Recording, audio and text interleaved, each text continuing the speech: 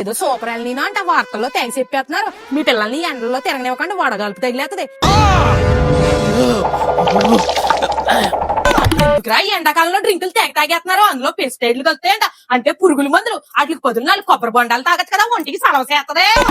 ఏందే ముద్ద దిగదని ఇంతంత మసాలా ముద్దలేసిన బిర్యానీలు తిన్నారనుకో, ఈ ఏసాకాలంలో ఈ రోజున రెట్టేసుకుని గ్యాస్ట్రిక్ వచ్చి గుండెని కొట్టేస్తది. వాటికి బదులు ఏం చేయాలో తెలుసా? చప్పుడు సార్లు, పప్పు సార్లు, మజ్జిగ సార్లు, కడుగు సార్లు కాసు తింటే పొట్టకు మంచిది.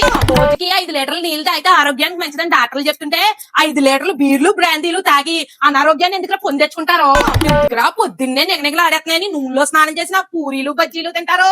చద్దన్నంలోని ఏటి మజ్జిగ వేసుకుని ఉల్లిపాయ వేసుకు తింటే ఇమ్యూనిటీ పవర్ అంటే ఒంటికి కూడా చాలా మంచిది. ఏసీలు ఉన్నాయి కదా అని ఏసీ రూముల్లోని ఫ్రిడ్జ్లు ఉన్నాయి కదా అని ఫ్రిడ్జ్ నీళ్లు తాగితే పూసేపి ఎండలోకి వెళ్తే ఆరాటాలు వచ్చేస్తాయి. అందుకే మట్టి కుండలో నీళ్లు అలవాటు చేసుకుని ఇంటి చుట్టూరు మొక్కలు వేసుకోండి. అలా వాతావరణము చల్లగా ఉంటది, మన పేనానికి చల్లగా ఉంటుంది. గిట్టమ్మా అని మనోడు కొల్లంతా పేలిపోయిందా?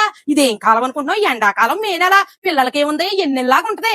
ఇంకేం కంగారు పడకుండా ఒంటి నిండా ముంచికాయ నీళ్ళు రాసేసి రాత్రికి పేలిపోవడం రాసే పొద్దునకి ఎగిరిపోద్ది మొత్తం.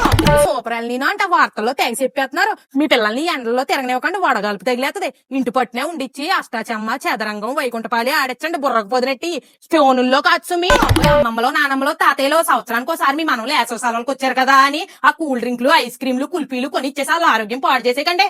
మనం దొరికే కొబ్బరి నీళ్లు, తాటి ముంజులు, మామిడికాయలు, నిమ్మకాయ నీళ్లు, గ్లూకోజ్ నీళ్లు ఆరారా పట్టేస్తా పిల్లల్ని జాగ్రత్తగా చూసుకోండి. మరి 1977లో పసిఫిక్ మహాసముద్రం వేడెక్కి ఎల్నీనో అనేది వచ్చిందటండి. దానివల్ల విపరీతమైన ఎండలో వేడి, నీటి కొరత, కరువు అయితే వచ్చి 4 కోట్ల మంది జనాభా చనిపోయారటండి. మళ్ళీ 100 సంవత్సరాల తర్వాత సూపర్ ఎల్నీనో అనేది వస్తుందట. దీని వల్ల కూడా విపరీతమైన ఎండలో నీటి కొరత, కరువు అనేది వస్తుందంట. దయచేసి పొట్టకూటికై పనికెళ్లే వాళ్ళు చాలా మంది ఉంటారు కదండి. ఉదయం 11 లోపులోనే పని చేసుకోండి. మళ్ళీ సాయంత్రం ఏమైనా మీకు పని మిగిలి ఉంటే సాయంత్రం 5 తర్వాత చేసుకోండి. దయచేసి మిమ్మల్ని మీరు కాపాడుకోండి, మీ కుటుంబాన్ని కాపాడుకోండి ప్లీజ్. వీడియో కనుక నచ్చినట్టయితే ఫాలో చేయడం మర్చిపోకండి. ఇంకో దాంట్లో కలుసుకుందాం అండి. వెళ్ళొస్తానే.